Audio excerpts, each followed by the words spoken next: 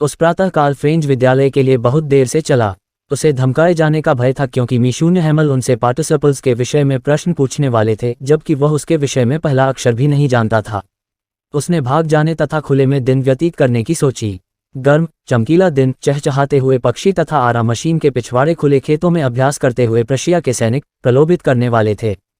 किंतु उसने प्रलोभन को दबाया तथा शीघ्रता से विद्यालय की ओर चला गया। टाउन हॉल के समीप सूचना पट के सामने भीड़ थी। लोहार वेचर ने फ्रेंच को इतनी तीव्रता से न जाने को कहा। उसने बालक को विश्वास दिलाया कि वह अपने विद्यालय में समय से पहले पहुंच जाएगा।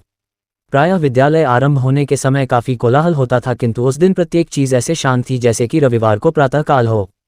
खिड़की से फ्रेंच ने देखा कि उसके सहटी पहले ही अपने अपने स्थान पर थे तथा मिशून हैमल अपने बाजू के नीचे लोहे का अपना भयंकर पैमाना लकीर खींचने की पटरी रखे इधर उधर घूम रहे थे।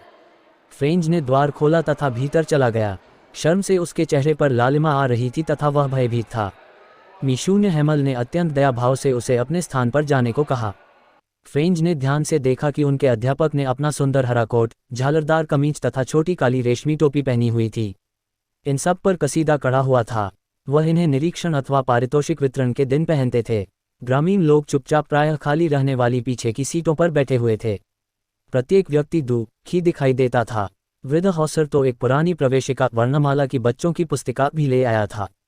मिशून हैमल ने कहा कि यह अंतिम पाठ था जो वह उन्हें पढ़ाएगा। इसके पश्चात अल्ज़ास तथा लॉरेन के विद्यालयों में केवल जर्मन भाषा ही पढ़ाई जाएगी। नया अध्यापक अगले दिन आ जाएगा। यह उनका फ्रांसीसी भाषा का अंतिम पाठ था। वह चाहता था कि वे अत्यंत ध्यानपूर्वक रहें। फ्रेंच को अफसोस खेद हुआ कि उसने अपना पाठ उचित ढंग से याद नहीं किया था। मिशून हैमल के जाने की खबर से वर्णनकर्ता यह भूल गया कि उनका पैमाना, पट्टी और वे मिस्टर हैमल कितने क्रूर हैं। अब फ्रेंच की समझ में आया कि मिशून हैमल ने अपनी सर्वश्रेष्ठ रविवासरीय पोशाक क्यों पहनी हुई थी और गांव के वृद्ध लोग वहां क्यों बैठे हुए थे।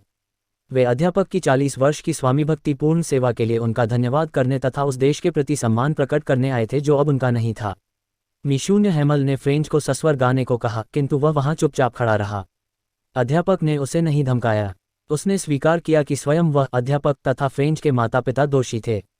फिर उसने फ्रांसीसी भाषा के विषय में बातें की कि यह संसार की सबसे सुंदर भाषा, सबसे साफ एवं अत्यधिक तर्कपूर्ण है। उसने हमें कहा कि अपने बीच इसकी रक्षा करें तथा कभी न भूलें। उनकी भाषा उनके कारावास की कुंजी थी। फिर उन्हें व्याकरण तथा लेखन के पाठ मिले। छत पर कबूतर बहुत धीमे गुटरगू कर रहे थे। फ्रेंच सोचने लगा कि क्या वे कबूतरों को भी जर्मन भाषा में गाना गवाएंगे। इस पूरे समय मिशून हैमल कुर्सी पर गतिहीन बैठे हुए किसी न किसी वस्तु को देखते रहे।